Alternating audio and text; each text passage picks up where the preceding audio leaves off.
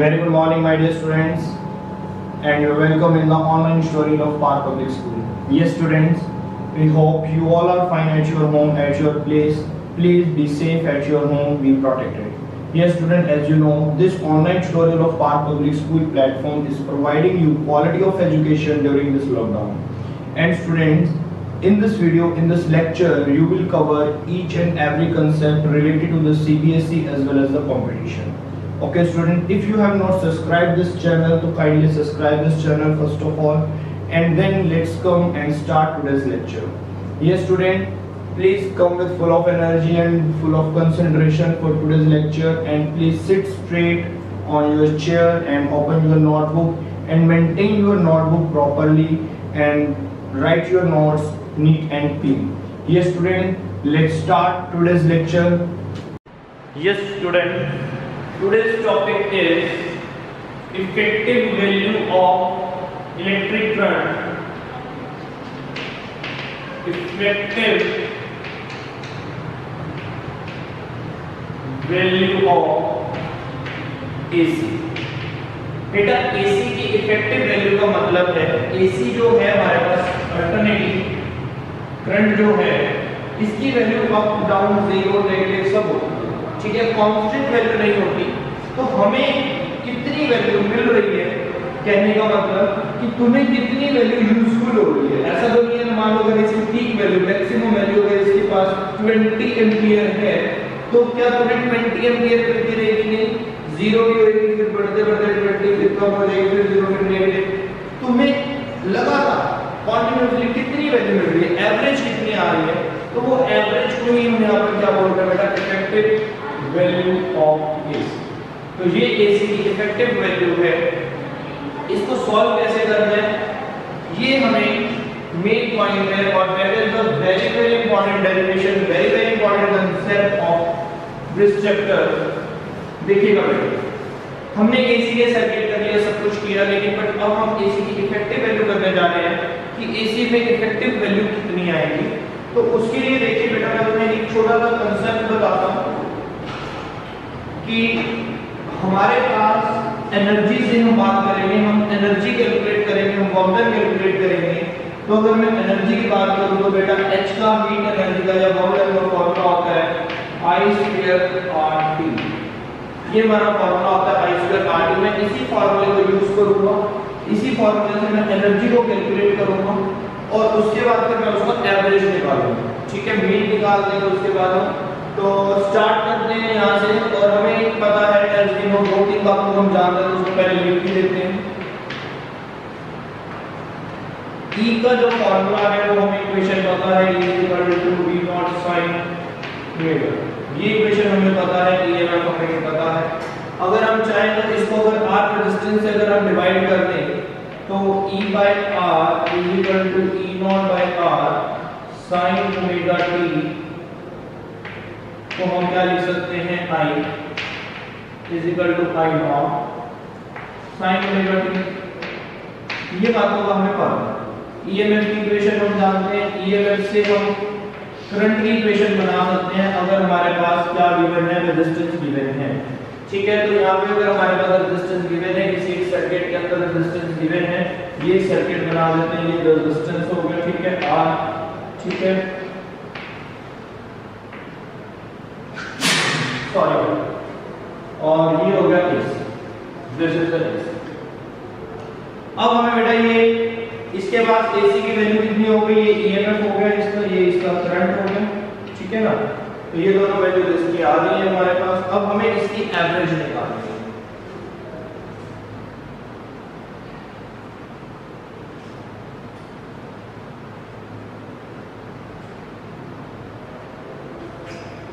चलिए yes no, अच्छा ये फॉर्मूला नोट कर लेना, इसी के बेसिस पर यहीं से स्टार्ट कर देते हैं। एवरेज निकालेंगे तो हम यहाँ पर लिखेंगे बेटा, देखिए जो AC होती है ये सिंगल साइकिल की बात करेंगे, ओवर वन साइकिल, तो ये एक साइकिल अपना T टाइम में कंप्लीट करता है, ठीक है, T टाइम में एक साइकिल इसका कंप्लीट होता है। तो यहाँ पर लिखते हैं वर्क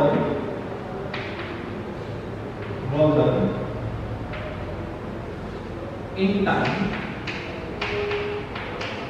इन टाइम dt। पहले dt का निकालना है, dt का जो फॉर्मूला निकलेगा वो क्या निकलेगा, dw I square r dt। ठीक है, फिर फॉर्मूला निकालते हैं, work done in time t, in time t मतलब over complete cycle, one cycle. तो इसका फॉर्मूला कैसे निकालें बेटा, उसके लिए थोड़ा सा पुट अप कर लेते हैं, साइड वाला पोर्शन रफ कर देते हैं।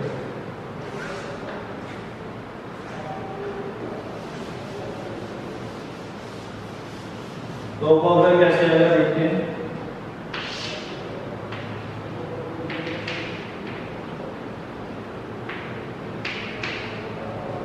dw की वैल्यू क्या है, I square r dt, I square r dt। Time की लिमिट क्या है, 0 से लेके कहां तक चल रहा है, t तक। I का ऑलरेडी हमारे पास इक्वेशन है, तो 1 इज इक्वल टू 0 से t। I का क्या बन जाएगा बेटा, I not sin omega t r dt। r constant है, बाहर ले लेते हैं, I नॉट कांस्टेंट है, बाहर ले लो।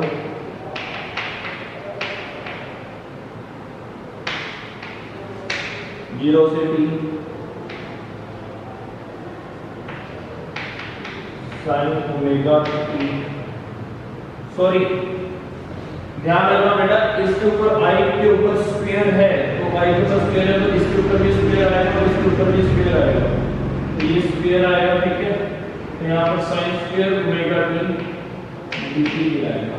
अब यहाँ पर बेटा मैं तुम्हें बताता हूँ, ये बहुत इजी है, न्यूमेरिकल्स में भी ये कैलकुलेशन आ जाए तो तुम्हें सॉल्व करने की नीड नहीं है, डेरिवेशन में भी कैलकुलेशन आ जाए तो सॉल्व करने की नीड नहीं है, ये तुम्हें खुद ही समझ आ जाएगा, तुम इसके फैमिलियर हो जाओगे, कैसे सॉल्व करने की नीड नहीं है, क्योंकि बेटा ये इंटीग्रेशन थोड़ी सी हार्ड हो जाती है यहाँ पर।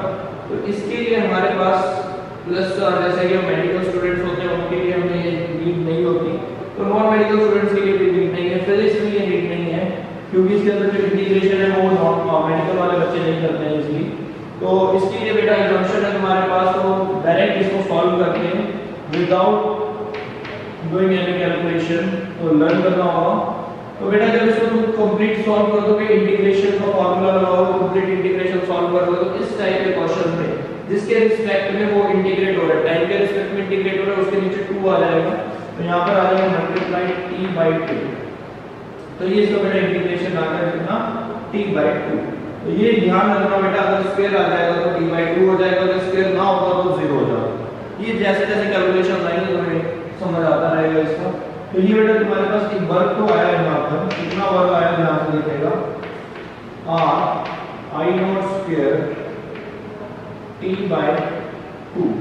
अब इसमें तुम्हें क्या चीज समझ आ रही है, हम क्या निकालना चाहते हैं और क्या निकाल रहे हैं, यहाँ तक सब क्लियर है सबको, यहाँ तक इसको कोई डाउट तो नहीं है। ये बेटा I नॉट वाली वैल्यू कौन सी होती है, ये सब जानते हैं, ये जो I नॉट वैल्यू लीजिए ये पीक वैल्यू होती है, कौन सी वैल्यू होती है, पीक वैल्यू। देखिए यहाँ पर पीक वैल्यू आ रही है, ये इंस्टेंटेनियस वैल्यू होती है, ये पीक वैल्यू होती है। अगर वेव की बात करें तो ये बेसिकली एम्पलीट्यूड होता है, तो प्लस वन में तुमने ये ऑसिलेशन वाली इक्वेशंस पढ़ रखी है, displacement is equal to amplitude is equal to sin omega t, ठीक है ना, प्लस में फेज डिफरेंस भी आता है। तो ये बेटा हमारा वर्क डन तो निकल गया। अब इसके आगे तुम्हें एक लाइन लिखनी पड़ेगी कि जितना वर्क डन ये निकला है तुम्हारा, और ये वर्क डन किसके इक्वल होगा, अगर मैं डीसी करंट देता, अगर मैं डायरेक्ट स्टेडी करंट देता, डायरेक्ट करंट यहाँ पर अप्लाई करते डीसी, तो उस टाइम पर जो वर्क डन होगा तो वो भी उतना ही होता। अब कहने का मतलब है, मैं तुम्हें एक एग्जांपल से समझाता हूं, फिर मैं उस लाइन को लिख सकता हूं। यहाँ पर एग्जांपल क्या है देखिएगा, सबको विजिबल है यहाँ पर। चलिए मान लो कि मेरे पास एक कंटेनर है, इस कंटेनर के अंदर मुझे पानी को गर्म करना है, ठीक है, तो मैं इसके अंदर 2 रोड लगाकर डीसी करंट देता हूं, डीसी करंट दिया, और मैं देखता हूं कि मैंने कितना करंट दिया, मेरे मान लो यहाँ पे 20 एम्पीयर करंट दिया। 20 एम्पीयर करंट से ये पानी 100 जूल जितना इसमें एनर्जी आ गई, हीट एनर्जी आ गई, और 100 जूल एनर्जी आने के लिए मान लो इसमें कितना टाइम लगा, 5 मिनट लगे। 5 मिनट में ये 100 जूल पानी, 100 जूल एनर्जी इंक्रीज हो जाती है इसकी, फॉर एग्जांपल। पर इसमें यहाँ पर सप्लाई कैसी आ रही है, डीसी सप्लाई आ रही है, तो मैंने फिर से एक पानी का कंटेनर लिया, सेम अमाउंट में वाटर है, कुछ भी चेंज नहीं है, जितना अमाउंट इसमें उतना अमाउंट इसमें। इसमें भी 2 इलेक्ट्रोड्स को लगाया गया, बट अब उनको जो सप्लाई देनी है वो कैसी सप्लाई दे रहा हूँ मैं, एसी सप्लाई दे रहा हूँ। तो मैं चाहता हूँ कि अगर ये भी 100 जूल वाटर को गर्म कर दे, 100 जूल वाटर गर्म कर दे और 5 मिनट के लिए ये भी सेम टाइम, और अब उसके लिए मैं क्या करता हूँ, इसकी वैल्यू को बढ़ाता रहता हूँ। मैं ये देखता हूँ कि मैं कब जाके वैल्यू को स्टॉप करूंगा, जब मेरे पास 100 जूल एनर्जी मिलेगी मुझे कितने देर में, 5 मिनट में, जो डीसी से मिल रही थी। डीसी से कितनी एनर्जी मिल रही थी तुम्हें, 100 जूल एनर्जी मिल रही थी, 5 मिनट में मिल रही थी। अब तुमने एसी लगा दिया, पानी गर्म करने के लिए एसी लगा दिया, तुमने देखा कि इससे 100 जूल एनर्जी लेने के लिए 5 मिनट नहीं ज्यादा 10 मिनट लग रहे हैं या 20 मिनट लग रहे हैं। तुमने एसी की वैल्यू को इंक्रीज कर दिया, वैल्यू को इंक्रीज करते जा रहे हो, ठीक है। तुमने देखते देखते इसकी वैल्यू को इतना इंक्रीज कर दिया कि उसके अंदर जो पीक वैल्यू थी, पीक वैल्यू आ गई हमारे पास कोई 37 एम्पियर, 37 एम्पियर 40 एम्पियर के आसपास आ गई। तो तुमने देखा कि तुमने इस चीज को डबल कर दिया, तब जाकर इसमें पीक वैल्यू रही बेटा। ये कौन सी वैल्यू है, temperature peak value, high point peak value है। तब जाकर इसने 100 जूल एनर्जी इंक्रीज करी 5 मिनट। अब देखिए दोनों का, इसमें तुम कांस्टेंटली 20 एम्पियर दे रहे हो, कांस्टेंटली दे रहे हो, तो कम या ज्यादा नहीं हो रहा। तो वो जो 20 एम्पियर काम करेगा, वो करंट इसके अंदर आई पैदा करेगा, हीट पैदा करेगा I2RT से, ठीक है। जो हीट एनर्जी या जो वर्क डन होगा इसके अंदर कितने से, 20 एम्पियर से, वो 5 मिनट में कितना हो रहा है, 100 जूल हो रहा है, ठीक है। फिर इसमें भी तुमने वर्क डन निकाला, सेम वर्क डन किया 5 मिनट में 100 जूल, मतलब amount of work done same हुआ, लेकिन तुमने देखा कि इसको तुमने मैक्सिमम जो लिमिट का, मैक्सिमम जो वैल्यू थी एसी करंट की पीक वैल्यू 37 एम्पियर थी, लेकिन तुम ये समझ गए कि ये 37 एम्पियर कांस्टेंटली तो नहीं आ रही थी। यहाँ पर तो 20 एम्पियर कांस्टेंटली आ रही थी तुम्हारे पास, ये 37 एम्पियर कांस्टेंटली नहीं थी, कम ज्यादा होती है, जीरो भी होती है, नेगेटिव भी होती है, फिर 0 1 2 3 4 5 6 करते करते 37 फिर डिक्रीज होने लगेगी, मतलब ये कांस्टेंटली नहीं थी। तो इसके अंदर इसका जो वैल्यू इफेक्टिव थी, जो यूजफुल वैल्यू थी, जो तुम्हें एवरेज मिलती रही, वो 37 पे जाकर तुम्हें 20 जितनी एवरेज मिल रही। पॉइंट समझ आया, मतलब इफेक्टिव वैल्यू क्या थी इसकी, वो इफेक्टिव वैल्यू समझने की कोशिश करो। इफेक्टिव वैल्यू उसको मानते हैं, तो तुम इस डायग्राम को देखकर कह सकते हो कि इसने भी 100 जूल काम किया 5 मिनट में, इसने भी 100 जूल काम किया 5 मिनट में, दोनों का वर्क डन सेम है। जो वर्क डन डीसी ने किया वही वर्क डन एसी ने किया, लेकिन डीसी ने वो वर्क डन कितने में किया, 20 एम्पियर कांस्टेंट वैल्यू के साथ किया, तो डेफिनेटली इसको भी 20 एम्पियर तो कांस्टेंट मिला ही होगा ना। लेकिन फिर 37 एम्पियर क्या है, 37 एम्पियर तो पीक वैल्यू है, तो 37 एम्पियर का अगर तुम average value, effective value check करो तो इसकी भी 20 एम्पियर ही मिलेगी, क्योंकि दोनों का वर्क डन सेम है। पॉइंट क्लियर हुआ कि इसकी जो पीक वैल्यू है वो कांस्टेंट नहीं है, हमें उसकी एवरेज लेनी है। हम वो एवरेज लेते हैं जब डीसी का और एसी का वर्क डन इक्वल हो। तो अब तुम इस डायग्राम को देख के कह सकते हो कि इसकी इफेक्टिव वैल्यू कितनी है, 20 एम्पियर। कैसे बोला कि इफेक्टिव वैल्यू 20 एम्पियर है, क्योंकि ये भी उतना ही काम कर रहा है जितना डीसी 20 एम्पियर देगा। पॉइंट क्लियर हो गया। तुमने वर्क डन देख के बोला कि अगर ये 20 एम्पियर पे काम कर रहा है तो इसका 37 कांस्टेंट नहीं है, तो कांस्टेंटली इसको कितना मिल रहा होगा, एवरेज 20 एम्पियर तो इसको मिल ही है, ठीक है। तो समझ आया, कहने का मतलब क्या, मैं इस कांसेप्ट को अप्लाई करूंगा यहां पर कि work done by the DC is equal to work done by the AC. अब ये जो बेटा वर्क डन हुआ है, ये सारा वर्क डन एसी से हुआ है, ये वर्क डन किसने किया है, एसी, ठीक है। ये वर्क डन क्योंकि तुमने इसके अंदर जो करंट की इक्वेशन ली है वो एसी की इक्वेशन है, ये डीसी की इक्वेशन है, लेकिन ये तो टाइम के साथ साथ चेंज हो रहा है, ठीक है। डीसी के अंदर करंट टाइम के साथ चेंज नहीं होता। आई होप कि तुम्हें ये कांसेप्ट क्लियर हुआ होगा। जो सा कांसेप्ट मैं यहाँ पर अब अप्लाई करने जा रहा हूँ वो कांसेप्ट तुम्हें क्लियर है। जो एक बार इसको लिख लीजिएगा, कंप्लीट कर लीजिए इसको,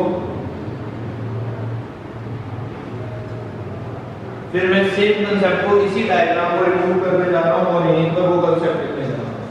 तो आई होप ये क्लियर है। चाहे इसको नोट करके कहीं बनाना बना लीजिए। Yes, now work done by DC is equal to work done by AC according to definition. According to definition. Okay, ये वाला क्वेश्चन क्लियर नजर आ रहा है बेटा? Let me check. यस,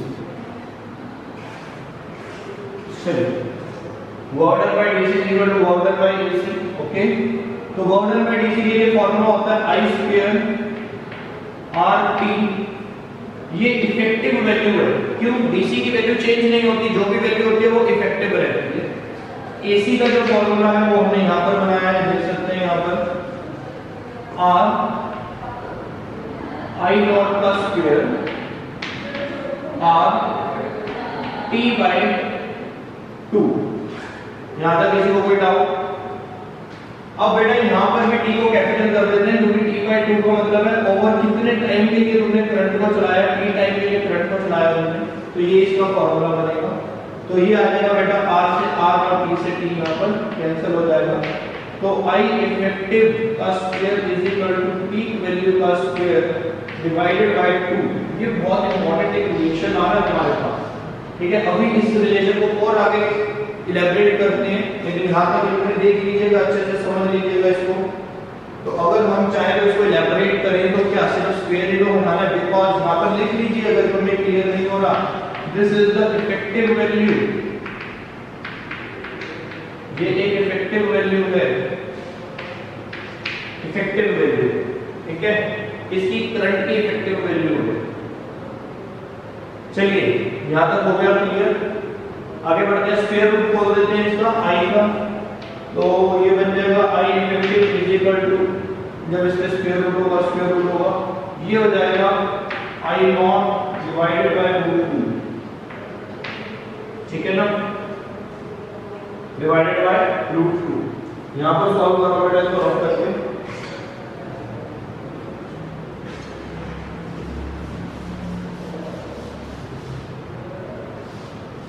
देखिए बेटा, आई इफेक्टिव जो आया हमारे पास, I effective is equal to I naught by root 2। Rationalization कर दो, root 2 I effective is equal to root 2 I naught. तो बेटा इसको जब सॉल्व करोगे तो आंसर आएगा तुम्हारे पास I effective is equal to 0.707 I naught. That is a very much important relation.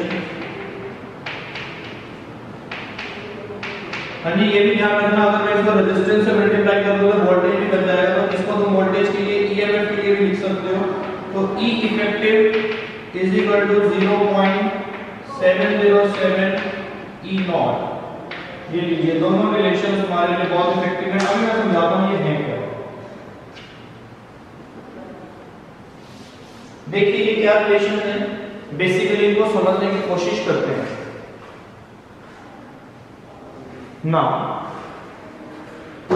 बेटा जो इफेक्टिव वैल्यू होती है वो कैसे तुम्हें मिलती है? पीक वैल्यू को इससे मल्टीप्लाई कर दो। मैंने तुम्हें अभी एग्जांपल दिया था कि 37 पीक वैल्यू है, अगर मैं 37 एम्पियर को 0.707 से मल्टीप्लाई करूंगा तो उसमें इफेक्टिव कितनी है वो तुम्हें पता चल जाएगा। जैसे मैं 20 एम्पियर को इफेक्टिव मान रहा था according to the diagram, according to the example, ठीक है? Not in actual. तो अब तुम एक्चुअल में निकाल सकते हो कि अगर तुम्हें इफेक्टिव देखनी है एसी की, डीसी में तो कोई फर्क नहीं पड़ेगा, डीसी में तो इफेक्टिव ही है, ठीक है? इसलिए हम देखिए यहां पर डीसी की वैल्यू को इफेक्टिव ही लिखा हुआ है, क्योंकि इसको चेंज तो होना नहीं है, इसमें हम चेंज करते हैं, इसकी पीक वैल्यू लिखी हुई है। तो ये ओवरऑल हमारा रिलेशन आ गया। तो अगर तुम्हें करंट या वोल्टेज को इफेक्टिव देखना है तो क्या करो, उसको पीक वैल्यू के साथ किससे मल्टीप्लाई करो? 0.707। इसमें बेटा स्क्वायर था, अगर तुम यहां पर ध्यान से देखोगे ना तो इसमें स्क्वायर था। स्क्वायर होने के कारण इसकी एवरेज वैल्यू कभी 0 नहीं आती। क्यों 0 नहीं आती? क्योंकि इसका जब हम ग्राफ बनाते हैं ना तो इसका ग्राफ ऐसे नहीं बनता, ये स्क्वायर होने के कारण इसका ग्राफ ऊपर ही बनता है, ठीक है? तो मतलब रहेगा अगर तुम इसका एरिया कैलकुलेट करोगे एवरेज देखने के लिए तो दोनों पॉजिटिव आएंगे। इसका जब कैलकुलेट करोगे एरिया अंडर द ग्राफ निकालोगे, स्लोप निकालोगे तो 0 हो जाएगा। ये पॉजिटिव एरिया होगा ये नेगेटिव होगा, एवरेज 0 आ जाती है। बट स्फीयर होने के कारण यहां पर देखिए ये जो स्फीयर लगा होता है ये स्फीयर इसको 0 नहीं होने देता। तो यहां पर बेटा ये इफेक्टिव वैल्यू का थोड़ा ध्यान रखेंगे। बहुत इंपॉर्टेंट है ये, ठीक है। मैं तुमसे एक क्वेश्चन करवा देता हूँ, क्वेश्चन एग्जांपल भी हो जाएगा और तुम्हें समझ भी आ जाएगा कि हमारे घर में बेटा जो वोल्टेज आ रही है, इफेक्टिव वोल्टेज आ रहा है 220 से 240 वोल्ट आ रहा है। इंडिया के अंदर जो वोल्टेज आती है वो कितनी आती है, 220 से 240 वोल्ट। अमेरिका में तो यूएसए में थोड़ी कम है। क्या रीजन होता है, वो रीजन भी तुम्हें पता चलेंगे। अमेरिका में 160 वोल्ट के आसपास रहती है मैक्सिमम वोल्टेज। तो यहाँ पर बेटा जो इफेक्टिव आ रही है, जो हमें लगातार मिल रही है 220, क्या वो हमेशा, देखो वो स्टेडी करंट तो है नहीं, डायरेक्ट करंट नहीं है, 220 तो तुम्हें मिल रही है, इफेक्टिव है, जो हमेशा मिल रही है। लेकिन उसमें क्या होगा, क्या वो पीक वैल्यू कितनी होगी, पीक वैल्यू भी क्या 220 होगी, हम कहेंगे नहीं उसमें ज्यादा भी होता होगा, कम भी होता होगा, लेकिन हमें एवरेज जो है, इफेक्टिव जो है वो 220 मिल रही है। तो मैं कहता हूँ कि ठीक है, मुझे पीक वैल्यू कैलकुलेट करके बताइए। तो 0.707 ई नॉट मैक्सिमम वोल्टेज कितनी मिल रही है, तो ई नॉट कैसे निकाल देंगे हम यहाँ पर, 220 को डिवाइड कर देंगे 0.707 से, अप्रोक्सीमेटली 311 वोल्ट आ जाएगा। तो हमारे घर जो वोल्टेज आ रही है बेटा उसकी पीक वैल्यू कितनी होती है, 311 वोल्ट अप्रोक्सीमेटली। और वो 311 वोल्ट कॉन्टिन्यूसली नहीं होती, फिर वो जीरो भी होएगी, नेगेटिव भी हो जाएगी। तो एवरेज उसकी जो हम निकालते हैं वो कितनी निकलती है, 220 से 240 वोल्ट। आई होप कि तुम्हें ये कंसेप्ट क्लियर हो गया होगा। इजी सी डेरिवेशन है, यहां से तुम्हें कैलकुलेशन भी नहीं करती, याद कर लेना t/2, उसी के रिस्पेक्ट का उसी को डिवाइड कर देना 2 से, जिसके रिस्पेक्ट में तुम इंटीग्रेट करने जा रहे हो। ठीक है बेटा, ठीक है स्टूडेंट, आज बस इतने ही कर दी। Thank you, take care and have a nice day बेटा। कल जो करेंगे, कल एवरेज पावर निकालेंगे। आज हमने average current, effective value current की निकाली है, कल हम पावर की वैल्यू को कैलकुलेट करेंगे एसी के साथ, क्योंकि एसी में एवरेज लेना पड़ता है, क्योंकि एसी कांस्टेंट करंट नहीं है। ठीक है स्टूडेंट्स, चलिए टेक केयर बेटा, have a nice day once again.